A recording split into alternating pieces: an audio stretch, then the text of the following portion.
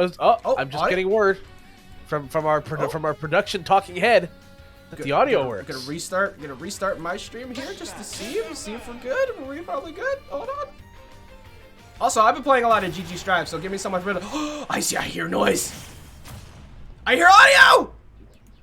We're live. We did it, folks! We made it! We got noise and we're on cue. We're getting right into things. We got Enderman versus Pac-Man, so we're talking about some goofy stuff. Well, this is as Looney Tunes as it possibly gets.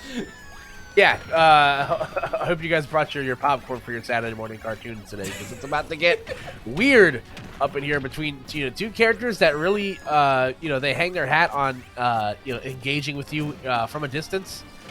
So it's going to be interesting to see how the Enderman deals with the long range gameplay of Pac-Man. Right now, that one combo string looked pretty solid. So. Yeah, you know what's so funny about this too? As non-interactive social distancing that these two like to do sometimes, they can explode on damage. The up tilt strings, the Galaga setups, like you just don't ever approach Pac-Man at ledge if they have one in hand. Also, don't approach Enderman at ledge when there's TNT staring down your face like that.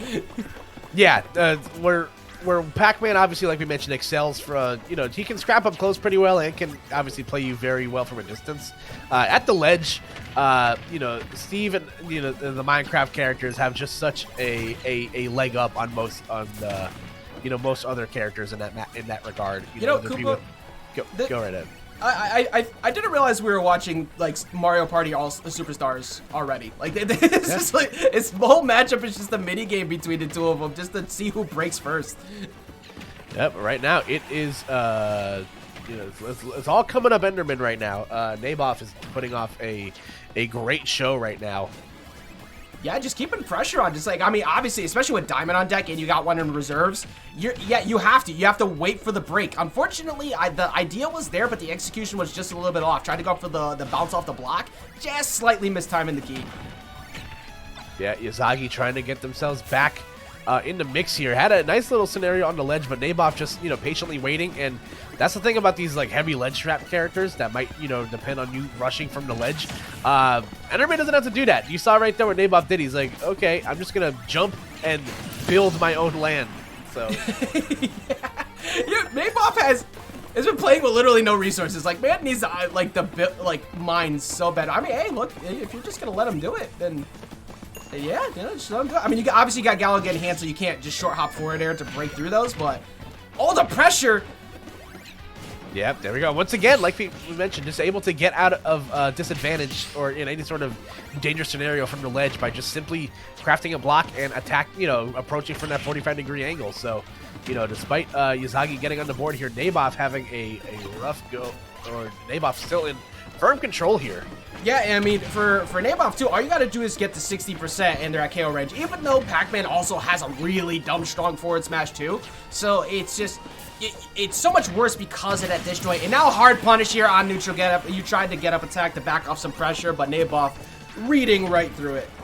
Yeah, and I believe that was also with a diamond weapon on deck, so it doesn't really make a difference. He was dead on impact anyway, but still a great job right there from Neibaf, as they are in pretty solid control of this game one. Yeah, definitely forgot to put the police do not cross sign next to that fire hydrant on the ledge. Like, you should have thought about the danger incoming. Now Bell on deck. Oh my God! Throw it once, doesn't work. Throw it twice, get you again. Shame on you. Now what do you do at the ledge? Bill. Oh, I did not realize they even got the bell charge. What is that run? What is that chase down? That is so funny. It's just watching both these characters like move. It's just absolutely hilarious to me.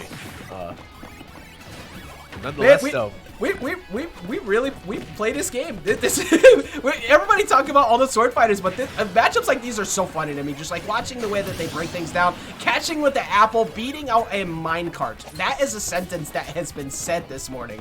That's true. Yeah, and you dang said it yourself, buddy. But yeah, only 42% to make up here for if you're Yazagi. Definitely not impossible by any stretch of the imagination. You've seen these long strings from Pac-Man be able to do that, but Neibaf has been doing such a great job. They've been very firmly in control. Braver sold them most. Galaga in hand against Pac-Man is like a top 5 do not touch situation, like at the ledge. It's a free 70% if they hit you. It's like Diddy Kong with Banana. You know, certain characters, when they have, you know, certain tangible items in their hand, it just becomes a completely different game. Yeah, just leave them be. Yeah, ooh, almost getting a combo off the Heezy with that, you know, bouncing Neibaf off the block right there. Yeah, better rebounds than the nets, right? Yeah, hey-o. Topical. Oh, no, that's bad. That's really bad. And yeah, you can't really do too much about that. Luckily for Yazagi, he was able to get away, is what I would have said. Yeah, that was just great. You know, textbook, you know, ledge trapping and edge guarding, as we see a bit of the replay in the background right there. You know, putting that block there, forcing Yazagi to take a steeper angle past the ledge, and then just meeting him there with the minecart. Plenty of red powder there to you know, execute the rocket acceleration, and that's going to be game one going to Neibaf. So dude, I think I'm gonna just preemptively call it. I think Mario Kart 9 is gonna have Minecraft Steve in it with a minecart. I just feel like it's just going to happen at this point. You said the drift boost. It's like, man, that's a reality. Oh man, that's I don't know if I can properly like react with like Minecraft like physics like in a Mario Kart game, like with the same blocking movement and stuff. That would be a lot to take in.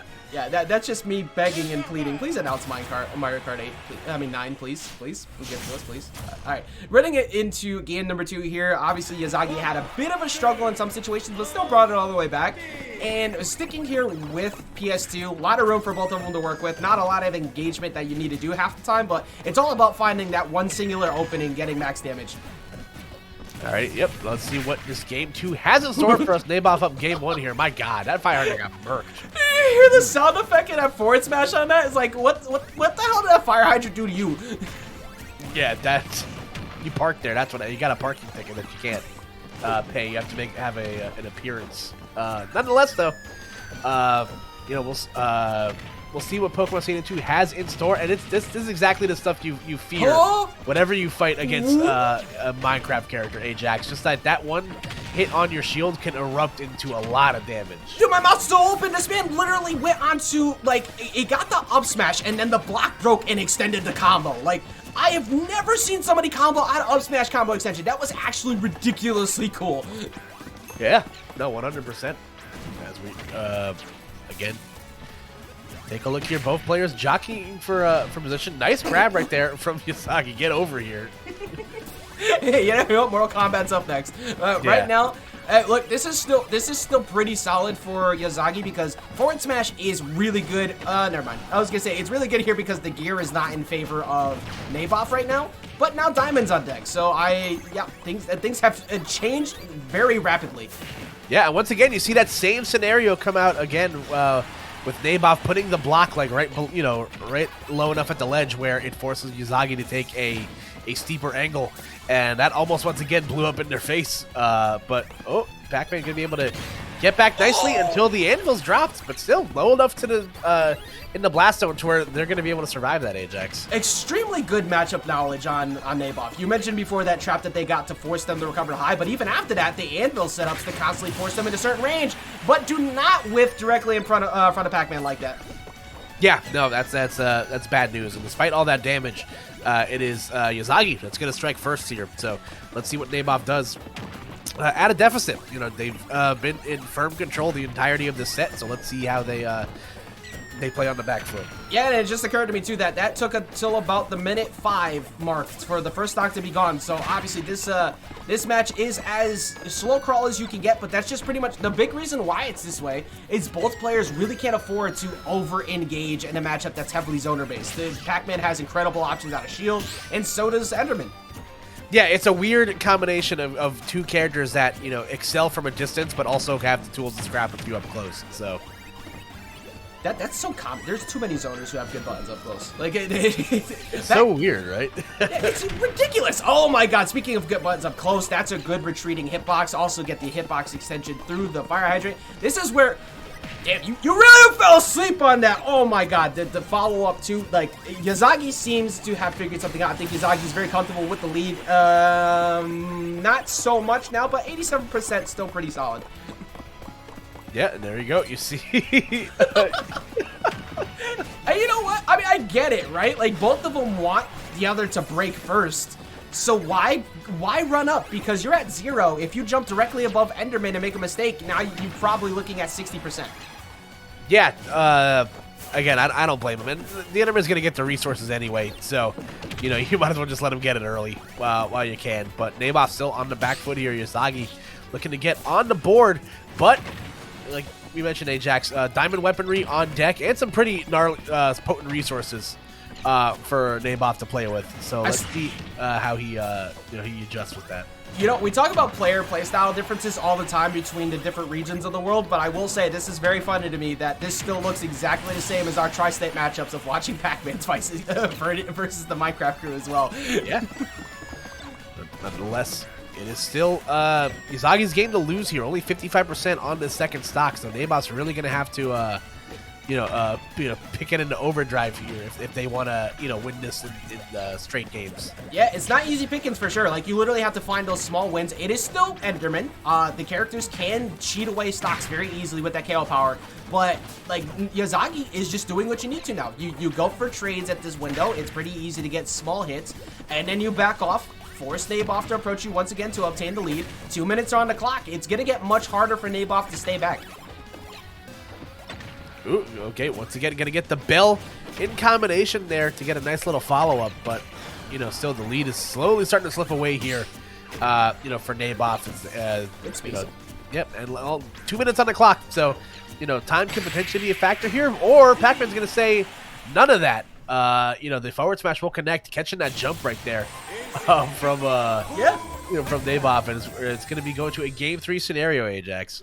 And I honestly, as much as I'd like to see the switch, I do not see a switch off stage here because it's just it is truly the nature of this matchup that neither one of them can overcommit. They need setup time, they need their traps, and they need people to recklessly approach. We are going to see the switch, however, though, to FD. So similar concept minus the usage of platforms. So a little less platform chops, a little bit less like camping underneath said platforms, but also Pac-Man had a lot of good setups there, so that might be a little bit a part of why Neibaf is going here, and much more horizontal free tosses of minecart. Alrighty, here we go, folks. Dude, this music for this matchup it's just too perfect. Yeah, right. So good. Oh, look at it again! The combo follow-up out of the up smash drop. It's just so, it's so good. Unfortunately, couldn't get too much like last time. It was like 70%, but that's also because of the fact that there was no platform and to get the restand. I can't, dude. This music is too funny for this matchup right now. These two are literally playing, like, apparently we're watching like a show at Broadway right now. Hey, listen, who doesn't love space and theater, you know what I mean? Like, great stuff. So, nonetheless, though, only about 5 or 6% separating the two right now. Neibaf locked himself in the corner right there. Having a rough time, getting out, but.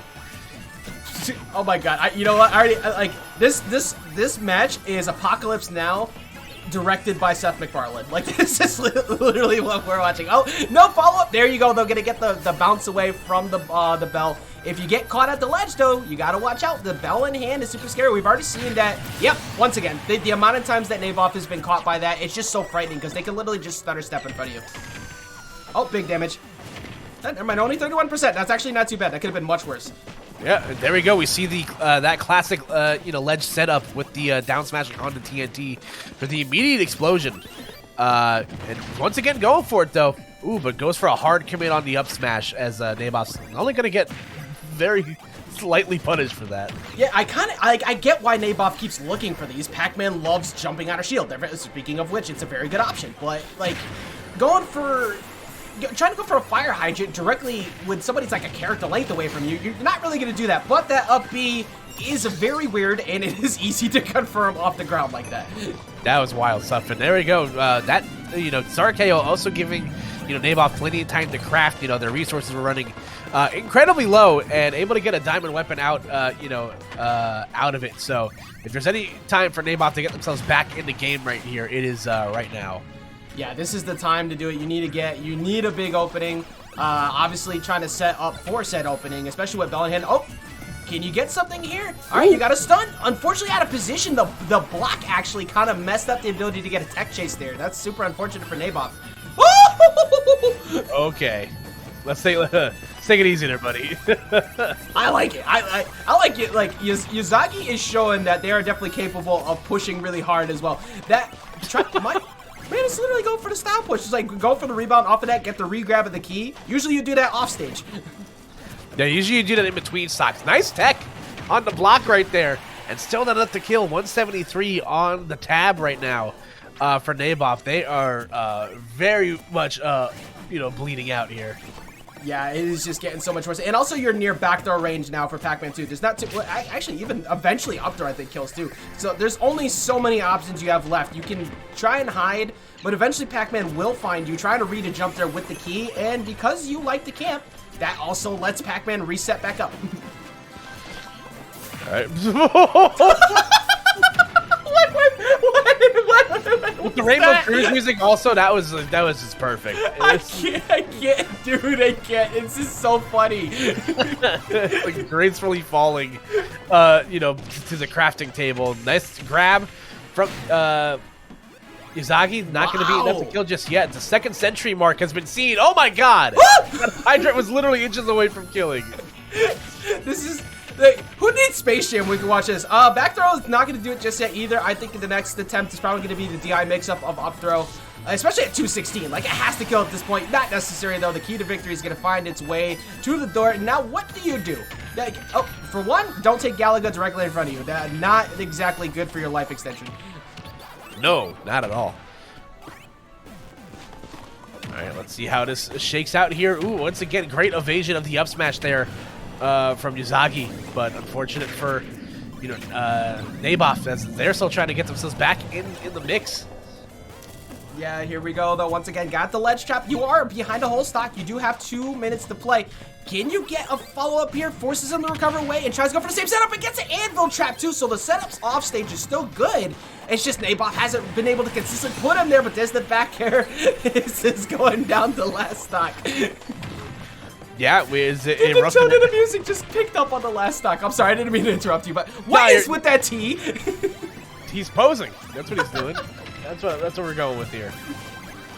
Yeah, but nonetheless, though, if you're Neibaf, you're definitely trying to take as much time as you can. You have about 100 seconds to to make something pull something out of your hat here. But I don't know if oh my Nagi's gonna give him that chance to do so, Ajax. Dude, that trap was nuts. You're literally, you run out of invincibility, you have to accept the fire hydrants coming at you. You roll, you get hit. You neutral get up, you get grabbed, and then you get hit. You jump, you get hit. Like, what do you even do there? Yeah, you get hit, apparently. That's exactly what you gotta do. All right, hold up. This is, what's crazy? About 15% more, this is an even game. So, yeah. like, Yazagi can't fool around too much longer. Like, they actually have to find his KO ASAP. There you go. It looks like Yazagi's just, looks like we might be resigning to the timeout here, but, you don't want to get too comfortable here. Oh! Dude, yeah, honestly, like, you want to resort to the timeout, but Diamond is no longer a thing, and that's gonna do it. Oh my goodness. And look at, like, literally pulling on the hair because that is just such a, like, taxing matchup. The amount of time necessary to think of traps against a character who does not care about your traps, and then slowly work your way in with behind a massive lead like that. I have no idea how they do it for that long, man. That is a ridiculous matchup to have to fight. Yeah, no, excellent stuff right there from Yazagi. Like we mentioned, lost that first game, so having to win 2 straight games against a character that's basically the same archetype with you with some extra bells and whistles.